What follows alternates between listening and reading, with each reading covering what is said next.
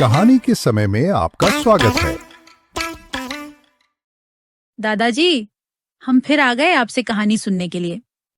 बच्चों, आज मैं तुम्हें एक बहुत पुरानी कहानी सुनाने जा रहा हूं।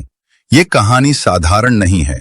इसमें है रोमांच, डर और रहस्य। कहानी है एक महान राजा विक्रमादित्य और एक चालाक भूत बेताल की।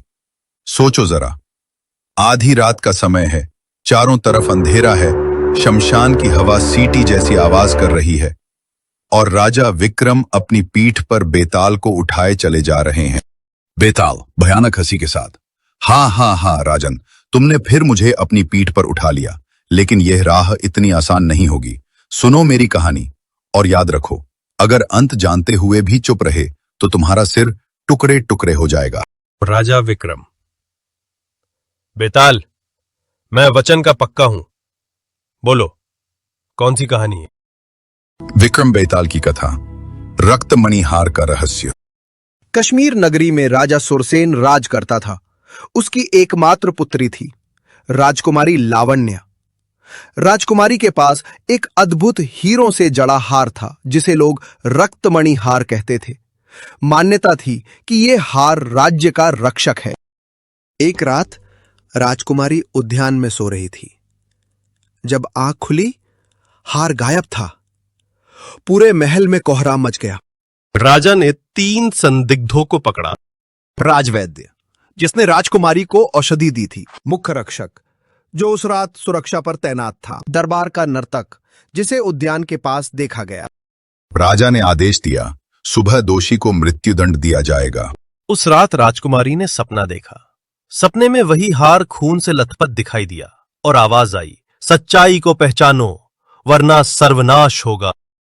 सुबह दरबार में तीनों को लाया गया।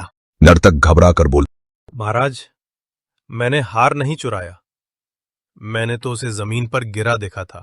वैद्य ने कहा, राजन, मैं रोगी का उपचार करता हूं, हार से मेरा क्या संबंध? तभी दरबारियों की नजर रक्षक की तलवार पर गई।